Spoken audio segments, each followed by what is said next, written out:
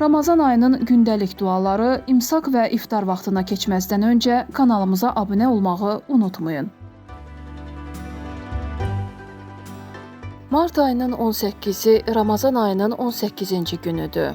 Martın 18-də imsak vaxtı saat 05:21, iftar vaxtı isə saat 19:05-dədir. Ramazan ayının 18-ci gününün imsak duası belədir. İlahi, bu gün məni səhərlərin bərəkəti ilə oyat. Qəlbimi bu səhərlərin ziyası ilə işıqlat. Bədən üzvlərimi bu günün təsirinə tabe olmağa yönəlt. Nuruna and verirəm. Ey ariflərin qəlbini nurlandıran Allah. İftar duası isə belədir. İlahi, sənin üçün oruç tutdum. Verdiyin ruzi ilə iftarımı açıram və sənə təvəkkül edirəm. Orucumu qəbul et. Həqiqətən sən duaları eşidən və hər şeyi bilənsən.